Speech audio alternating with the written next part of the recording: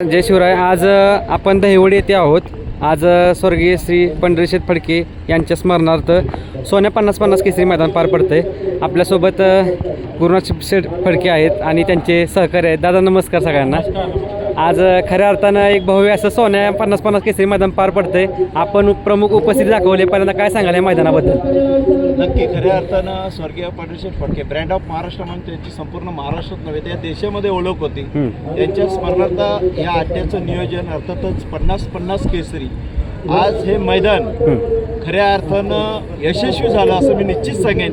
की सकाळचा प्रहर आपण पाहिला असेल की सूर्य उगवतोय आणि हा जल्लोष जो मैदानाचा की संपूर्ण महाराष्ट्रामध्ये या मैदानाची चर्चा होती. त्याचं मागचं कारण आहे की दादा सरकारचं काळीज आणि नियोजनाचा बेताज बादशाह महाराष्ट्रामध्ये ज्या नावाची चर्चा आहे ते अर्थातच आमचे सर्वांचे लाडके आप्पा यांनी हा नियोजन केलं आहे. राहुल आप्पा गोरे यांचं हा नियोजन आहे आणि खास राहुल आप्पा गोरे हे दादा सरकारचं खालीच आहे आणि आज त्यांच्या प्रेमापायी आमचे आधारस्तंभ मार्गदर्शक आणि ब्रँड ऑफ महाराष्ट्र म्हणजे ज्यांची संपूर्ण महाराष्ट्रात ओळख आहे असे सन्माननीय उद्योगपती गुरुनाथ शेठ फडके खास या मैदानाला भेट देण्यास आलेले आहे. कुठंतरी मैदानाचं तिसरं पर्व आहे आणि आता सलग 2 वर्ष झालं आपण बोलतोय पारदर्शक मैदान पार पडत असतं. आणि पंढरीशेठ फडके या ठिकाणी मित्रांनो आप्पांचं ज्या पद्धतीनं नाव आहे या बैलगाडी शर्यतीला खरी क्रेज दिली तर ती आप्पांनी दिली आणि आप्पांच्या पाठीपाठीमाग कुठं शेठ त्यांचं कमी कुठंच भाषण देत नाही त्याच्यात.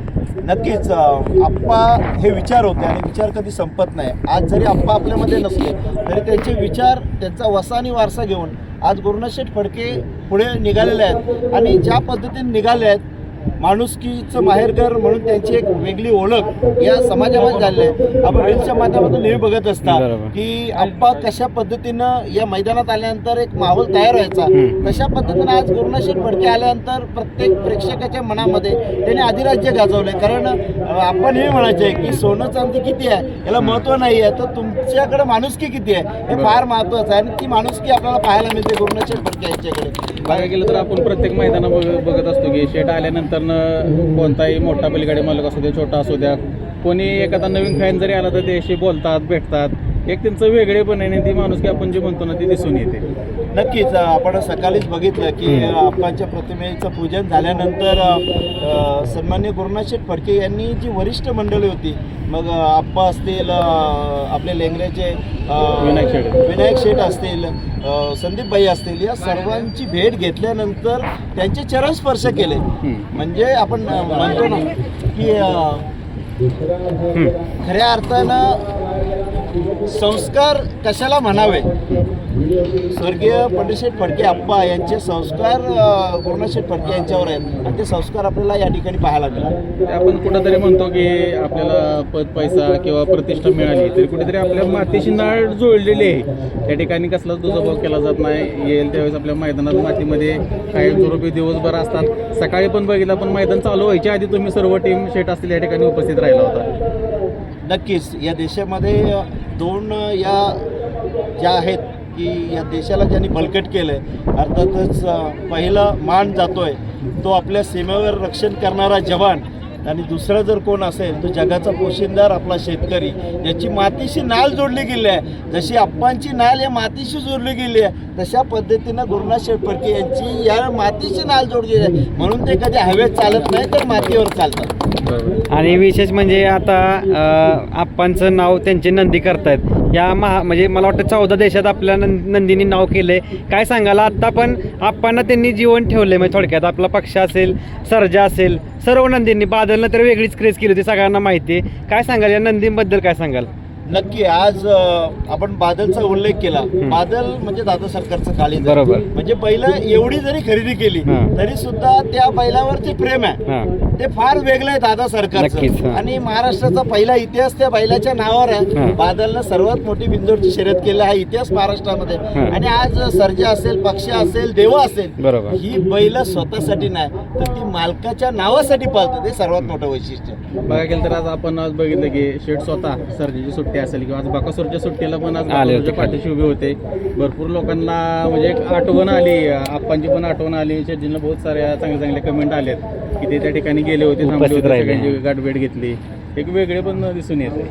नक्कीच या महाराष्ट्राचा देव बकासूर आहे हम्म. आणि देवाचं दर्शन मैदानात ज्यावेळेला गुरुनाशेठ फडके येतात तेव्हा प्रत्येक मैदानामध्ये देवाचं दर्शन घेतात आणि अजून आपण सर्वजण पाहत असाल यूट्यूबच्या माध्यमातून की प्रत्येक मैदानामध्ये जिथे जिथे दादा सरकार गुरुनाशेठ असतात तिथे ते बकासूर या देवाची सुट्टी करण्यासाठी ते स्वतःहून जातात. हे सर्वात मोठं वैशिष्ट्य आहे. आता शेठपाद मित्रांनो आपल्या बरोबर आहेत. शेठ काय सांगाल, एक कुठंतरी आप्पांचं जे नाव आहे ते या बैलगाडी शहरी क्षेत्रामध्ये टिकून आहे आणि त्यांचाच वारसा तुम्ही पुढं चालवताय. जे आप्पांनी या क्षेत्रामध्ये कमवलं तेच तुम्ही देखील कमवता आणि अजून पण मातीशी नाळ जोडलेली आहे.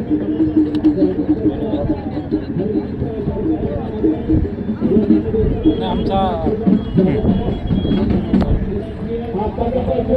दादा सरकार टीम यांचा सर्वांचा एकच आहे का आप्पांचं नाव कसा पहिले होता तोच कसा टिकवून ठेवा जोच आमचा ध्येय आहे. बाकी याच्या मागचं दुसरा काय नाही.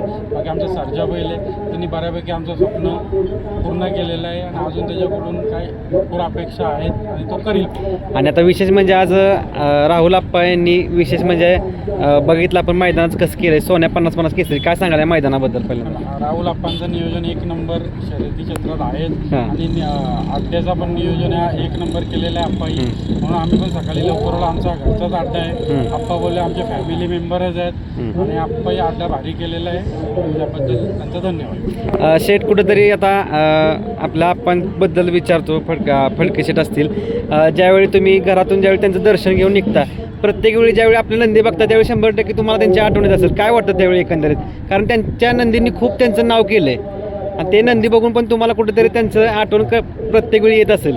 नाही खरंच शर्यतीनं जेव्हा पण आम्ही सकाळी निघतो हां. आप्पाला पहिला नमस्कार करूनच आम्ही निघतो. बरोबर. शर्यतीनं आणि रोज घरातून पण निघताना आम्ही आप्पांना ऑफिस असो किंवा कुठं जातो आप्पांचं दर्शन घेतल्याशिवाय आम्ही निघत नाही घरातून बाहेर. आणि जेव्हा आम्ही नंदीना बघतो आणि आप्पांची आठवण म्हणून आम्ही बादल बैल जो आहे त्याला पण आम्ही आप्पांची आठवण म्हणून जो या बैलांना जसा हे करतो तसा पण त्याला आम्ही ठेवलेला आहे. बरोबर. आणि आप्पांची आठवण म्हणूनच हा नाद आम्हाला पुढे न्यायचे आणि आप्पांच्याच नावासाठी हा नाद आम्ही कंटिन्यू पुढे करणार. आमचीच पिढी आणि आमची पुढची पिढी पण आप्पांच्या नावासाठी हा नाद पुढे न्या. बरोबर. आणि विशेष म्हणजे तुषार बावड्याबद्दल पण काय सांगाल? कारण आता तुषार बावड्याच्या नियोजनाखाली पण नंदी पळतात आपले, त्याच्याबद्दल पण काय सांगाल? तुषार बावडा आमचा फॅमिली मेंबरच आहे. आमचा छोटा भाऊच आहे तो. हां. आणि आप्पांच्या नावासाठी तो पण झटत असतं. कधी बॅट पेज येतं कधी गुड पेज येतं पण तो कधी खचत नाही. बरोबर. बाकी आमचा आधार आहेच त्याला मागून पाठी मागून आणि चांगलं नियोजन करतो आणि त्याच्यामुळं ते सगळा व्यवस्थित चालू आहे. आणि पहिलं घेण्यापासून राहुल आप्पा तुषार बावड्या आमची मुंबईची टीम आहे. नरेश दादा नेरेचे सूरज पाटील हे मुंबईची टोटल टीम आहे. ते पण मुंबईला यावर्षी आप्पांचं नाव एक नंबरमध्ये ठेवला. पडग्याची रायफल आणि दादा सरकारने करारावर घेतलेला तो बैल आणि सरजा ही पण गाडी यावर्षी एक नंबर पळाली मुंबईमध्ये. हा श्रेय पण नरेश दादा आणि सूरज दादा यांना जातं. त्याही जीवापाड मेहनत केली. त्याहीच रायफल बैल हा घेतला. मला फक्त फोनवर सांगला का दादा हा बैल घ्यायला लागेल. जेव्हा आम्हाला आप्पाचं नाव जसं तुषार बावड्या घाटावर चालवतो तसं आम्हाला पण मुंबईला हा नाव चालवायचं आहे. त्यासाठी आमच्यावर पण एकदा हे ठेवा ना तुम्ही हा बैल घ्या.